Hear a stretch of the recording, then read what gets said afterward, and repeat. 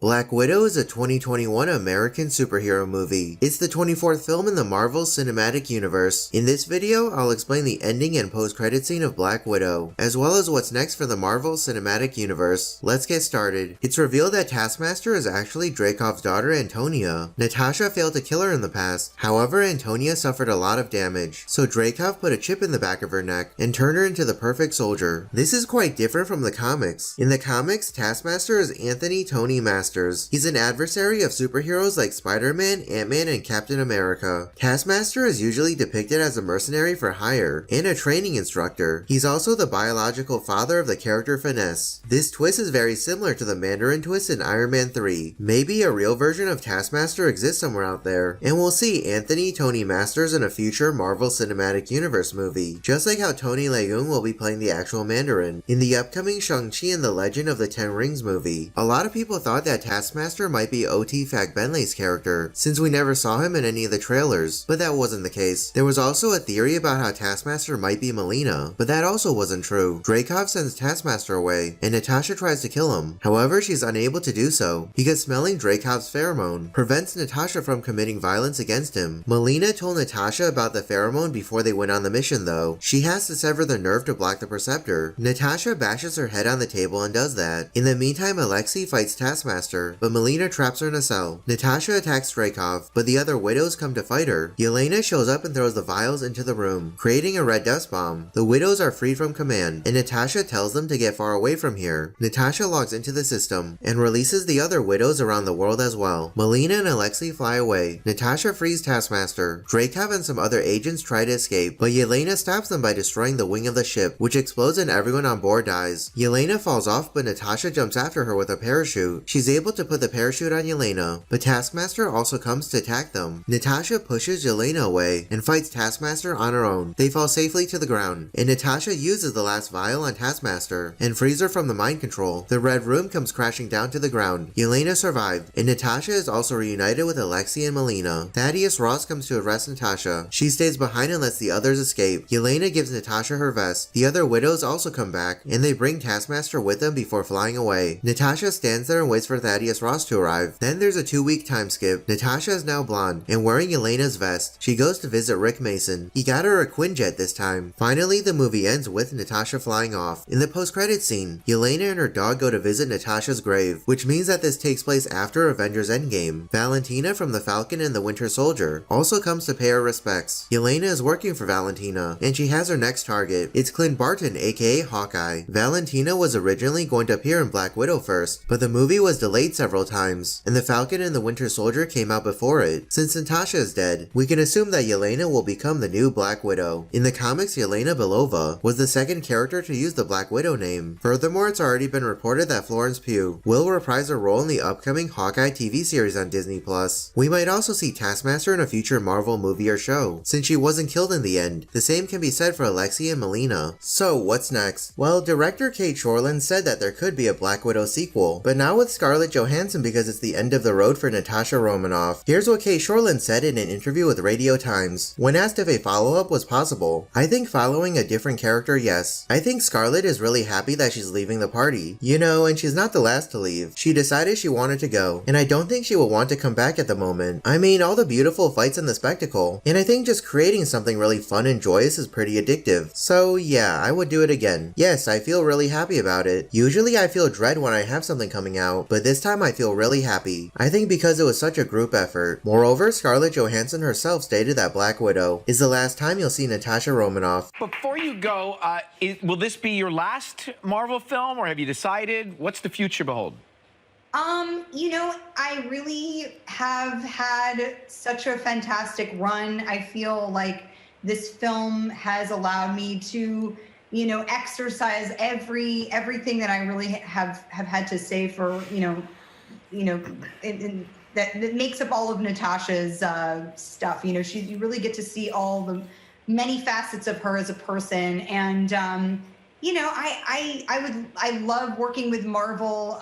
They're like family to me, and you know, I would love to work with them in any capacity. But I think I'm ready to hang up my batons. You know, I really feel like I've had such an amazing run, and I'd like to go out on a high. You know, that's always the best way to keep the party. So. Furthermore, producer Kevin Feige has mentioned that more prequel movies like Black Widow could be in the cards for the other Marvel Cinematic Universe characters. Here's what he said. Certainly this film and this story is a particular case for Natasha, but the notion of exploring the past, present, and future of the MCU is certainly in the cards for all of our characters. This particular story of this particular cast is very personal, very specific to Natasha. We very specifically knew there was a large period of her life that we didn't know about, not just her childhood, but this period of time between Civil War and Infinity War. In that period, we felt it was right to creatively focus on being able to discover more about her past, more about her present, and give a hint at the legacy in the future. Moreover, in an interview with CNET, Kate Shortland revealed that Black Widow was inspired by the movie No Country for Old Men. The film that I watched the most was No Country for Old Men, even though it isn't an action movie, but it's so beautiful how the Coen brothers create suspense and stillness, and the rhythm of it, that was really influential for the Taskmaster moment, when he pulls up on the bridge and he's walking towards her. In an interview with Deadline, Kate Shortland also explained that Black Widow was not based on any specific storyline from the comics. No, I worked with a Russian historian, and we created a backstory. We went back maybe 2 years into Russia, into Soviet. We looked at what her life would have actually been like before she came to America. Black Widow was originally going to come out in theaters only, but Disney also decided to put it on their streaming service Disney Plus for a premiere access fee. Here's what Kate Shortland had to say about it. Well, we made this film to be seen in cinemas, and it's not so much seen in cinemas, it's felt in cinemas, because we created the sound and the music, and just the huge beautiful spectacle was to be seen on the big screen. So as a director, I want people, if they're safe, to see it in that environment, but I know some people can't for a lot of reasons, pandemic and also a lot of reasons, so it's really cool that other people will still get to see the movie. In an interview with Screen Rant, David Harbour, the actor who plays Red Guardian, said that he hopes there will be more of the character, and he would like to continue playing Red Guardian in the future. It always helps if people like that character to talk about it, because I certainly would like to play more of that character, but I don't know. They have such a big roster of characters and a lot on their plate, but yeah, I would love to play more. I'm ready to put the suit on again, so if people want that, I feel like Marvel will make room for it, but we'll have to see. After Black Widow, the next Marvel movie scheduled to come out is Shang-Chi and the Legend of the Ten Rings on September 3rd, 2021. The movie is directed by Destin Daniel Cretton and stars Simu Liu, Awkwafina, Tony Leung, Michelle Yeoh, Fala Chen, Meng'er Zhang, Florian Montano, and Ronnie Chiang. Here's the synopsis. When Shang-Chi is drawn into the clandestine Ten Rings organization, he is forced to confront the past he thought he left behind. Next, there's Eternals, which is coming out on November 5th, 2021. The movie is directed by Chloe Zhao and stars Gemma Chan, Richard Madden, Kumail Nanjiani, Leah McHugh, Brian Tyree Henry, Lauren Ridloff, Barry Keoghan, Don Lee, Gil Birmingham, Harish Patel, Kit Harington, Salma Hayek, and Angelina Jolie. Here's the synopsis. After an unexpected tragedy following the events of Avengers Endgame, the Eternals, an immortal alien race created by the Celestials, who have secretly lived on Earth for over 7,000 years, reunite to protect humanity from their evil counterparts, the Deviants. Then there's Spider-Man No Way Home, which is coming out on December 17th, 2021. The movie is directed by John Watts and stars Tom Holland, Zendaya, J.B. Smoove, Jacob Batalon, Marisa Tomei, Jamie Foxx, Benedict Cumberbatch, and Alfred Molina. Afterwards, there's Doctor Strange in the Multiverse of Madness, which is coming out on March 25th, 2022. The movie is directed by Sam Raimi and stars Benedict Cumberbatch, Elizabeth Olsen, Benedict Wong, Rachel McAdams, Chiwetel Ejiofor, and Xochitl Gomez. Following that, there's Thor Love and Thunder, which is coming out on May 6th, 2022. The movie is directed by Taika Waititi and stars Chris Hemsworth, Tessa Thompson, Natalie Portman, Christian Bale, Chris Pratt, Jamie Alexander, Ham Clementieff, Dave Bautista, Karen Gillan, Sean Gunn, Jeff Goldblum, and Vin Diesel. Next is Black Panther Wakanda Forever, which is coming out on July 8th, 2022. The movie is directed by Ryan Coogler and stars Lupita Nyong'o, Denai Guerrera, Martin Freeman, Letitia Wright, Winston Duke, and Angela Bassett. Then there's The Marvels, which is coming out on November 11th, 2022. The movie is directed by Nia DaCosta and stars Brie Larson, Teyonah Parris, and Iman Vellani. Afterwards, we have Ant-Man and the Wasp Quantumania, which is coming out on February 17th, 2023. The movie is directed by Peyton Reed and stars Paul Rudd, Evangeline Lilly, Michael Douglas, Michelle Pfeiffer, Catherine Newton, and Jonathan Majors. Lastly, the final Marvel Cinematic Universe movie we know about is Guardians of the Galaxy Volume 3, which is coming out on May 5th, 2023. The movie is directed by James Gunn and stars the main cast from the previous Guardians of the Galaxy movie as well. What did you think of Black Widow? Let me know your opinion in the comments below. I personally thought it was pretty good. The action was awesome and the actors did a great job as well. I definitely watch a sequel if they made one, and I'm certainly looking looking forward to more Marvel Cinematic Universe movies. Be sure to check out some of the other Ending Explained videos on this channel. Well, that's it for this video. If you enjoyed it, make sure to subscribe so you never miss a future upload. Thanks for watching, and I'll see you in the next